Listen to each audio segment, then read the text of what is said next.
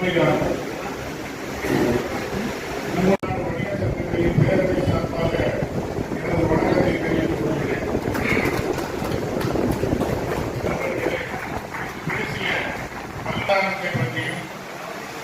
இடங்களில் வணிகர் சங்க பேரவை என்று ஒரு கூட்டம் தொடர்பாகவும் ஆதரிக்கப்பட்டீர்கள்.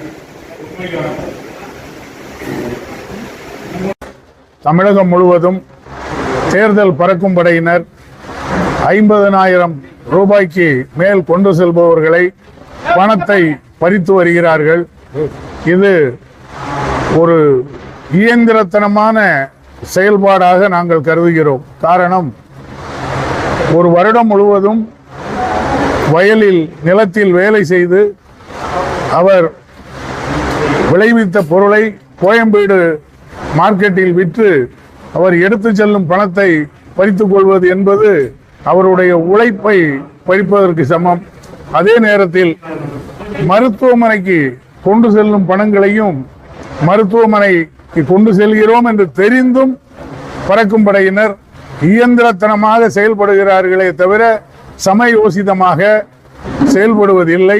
இதை எங்கள் தமிழ்நாடு வணிகர் சங்கங்களின் பேரவை கண்டிக்கிறது.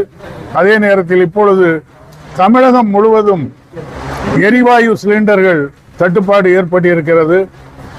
இப்பொழுது வீட்டுக்குரிய சிலிண்டர் புக் பண்ணுவதற்கு 45 நாள் என்று சொல்கிறார்கள். கமர்ஷியல் சிலிண்டர் புக் பண்ணவே முடியவில்லை. அதனால் நிறைய உணவகங்கள், விடுதிகள் போன்றவை மூடப்பட்டு அதை நம்பி இருக்கும் மக்கள் சாப்பாட்டுக்கு வழி இல்லாமல் கஷ்டப்படுகிறார்கள். ஓட்டல் தொழிலை நம்பியுள்ள அதனுடைய வாடிக்கையாளர்களும் பணியாளர்களும் வாழ்வாதாரமின்றி தவிக்கக்கூடிய ஒரு சூழ்நிலை ஏற்பட்டிருக்கிறது. இதை மத்திய மாநில அரசுகள் உடனே சரி செய்து சகஜ நிலைக்கு கொண்டு வர வேண்டும் என்று தமிழ்நாடு வணிகர் சங்கங்களின் பேரவை சார்பாக கேட்டுக்கொள்கிறோம்.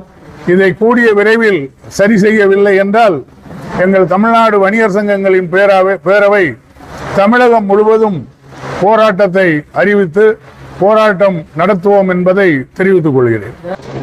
ஏற்கனவே சிலிண்டர் பதுக்கல், இப்படிப்பட்ட குடியுரிமை பொருள்கள்னு சொல்லுவாங்க. இதை கண்டுபிடிக்கிறதுக்கு தான் சிவில் சப்ளை சிஐடி குடிமை பொருள் புலனாய்வு பிரிவு ஒரு பிரிவு ஏற்கனவே இருக்குது. அவங்க களத்தில் இறங்கி மும்முரமா செயல்பட்டாங்கன்னா சிலிண்டர் பதுக்கலை தடுத்து விடலாம்.